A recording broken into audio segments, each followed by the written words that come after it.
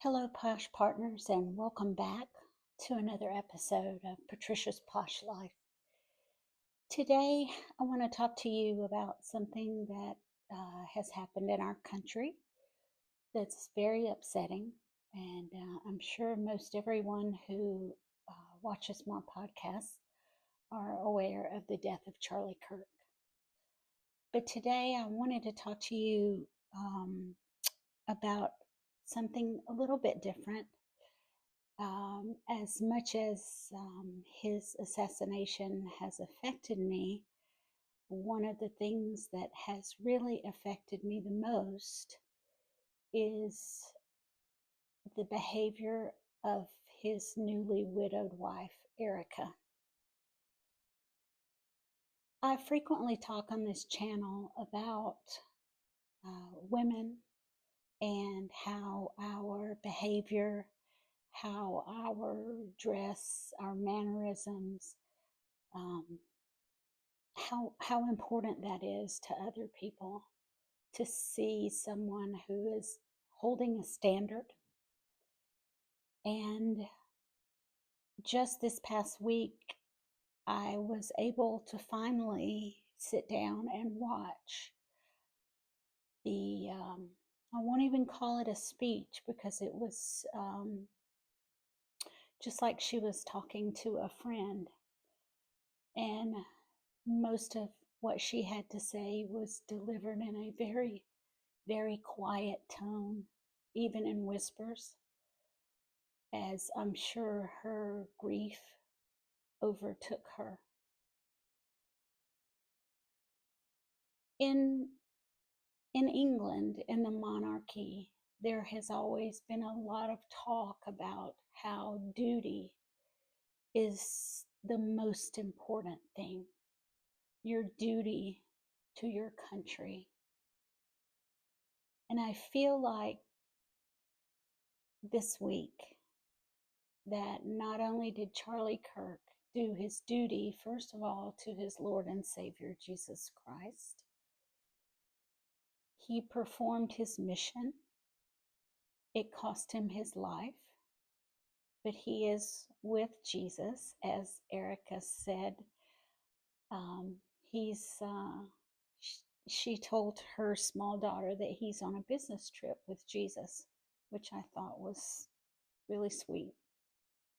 Something that I'm sure a small girl who is used to her father traveling would be able to understand.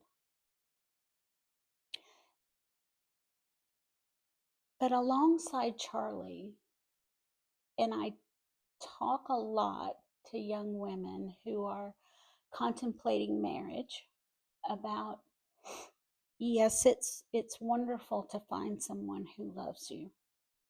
Yes, it is absolutely thrilling to think about starting a life together and having children and building a home and growing old together. And all of those things are some of the wonderful things about finding your right posh partner.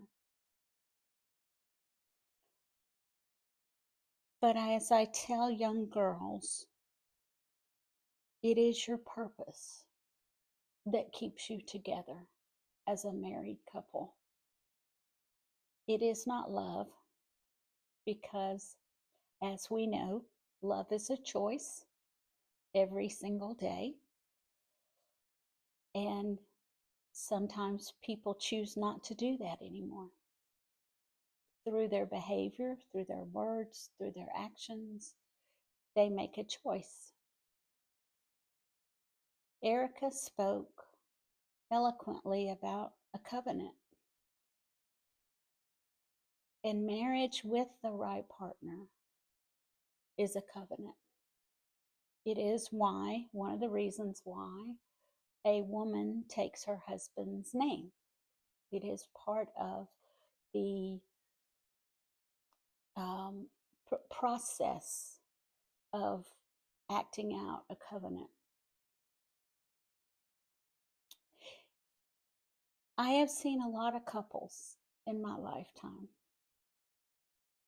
but it is unfortunately truly rare to see the type of partnership that I saw in Erica Kirk this past week. Clearly, she and Charlie had matched their heavenly purposes together to do work for the kingdom, to do work for America, to do work for the family and for the family unit, which has been completely obliterated in our country for the last 50 or so years. And I saw someone who believed in the mission, and that mission outweighed her own personal grief. I don't know if many of you even know much about Erica. She's a very impressive woman in her own right. She is a beauty pageant winner, Miss Arizona, but she's so much deeper than that. She has multiple degrees, very well spoken, very well educated in business, in legal dealings, and I'm sure when she and Charlie started, she joined right in because it was already in the same vein of the things that she was already accomplishing as an individual in her life. Having had a husband who was terminally ill at one point, I know how important it is to fight for your life together. Literally, spiritually, financially, or physically. I have a friend that I went to high school with who has supported her husband through his losing his ability to use his arms and legs. And she's done it bravely with a smile on her face. And I have so much admiration for that.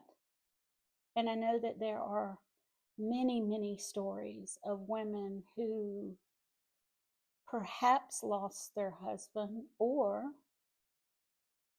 they are acting as caregiver, acting as financial support for the family while being a caregiver, and still continuing to love and support the mission that they as a couple started together.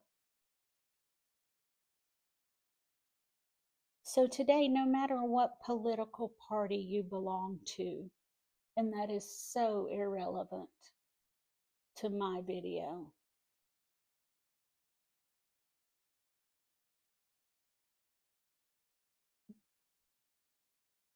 be aware that the woman who watched her husband be assassinated started her talk with gratitude. Gratitude for first responders, gratitude for law enforcement, gratitude for medical staff who tried to save her life, the love of her life, because Charlie was her life, clearly and movingly, as you could tell from her talk. To me, that is truly the posh life. She and her husband built a life of meaning, had children together, and inspired people around the world with their work.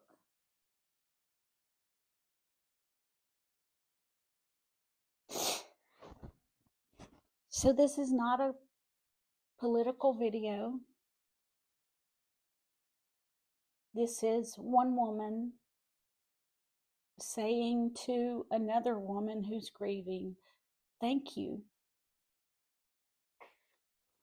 Thank you for demonstrating the kind of dignity and presence of mind and demonstrating love for your husband and your partner in a way that is inspiring to other women. Thank you, Erica, for doing that. Many people would have ranted and railed and gotten on video and screamed and shouted and talked about how unfair this particular event was, but you started with quiet grace, a smile, and a series of thank yous. And even though I don't know you, you told me everything I need to know about what a posh woman you really are. So this week, be grateful. Be grateful for the ones you love, your purpose together, accomplishing your mission, the country that we live in, and least of all, our Lord and Savior, Jesus Christ. Thank you for listening to me today in a little bit different take than I usually have, but I just thought that it was important to give you a real life example of what I feel like is a posh life. Standing up for what you believe in, loving your wife, loving your children, loving your God, and loving your country. Thank you, Erica, and thank you, Charlie Kirk. I look forward to talking with you next time. And please take every moment with gratitude, with dignity, respect for others, and thankfulness that you have yet one more breath to take on this wonderful earth that we live on. See you next time.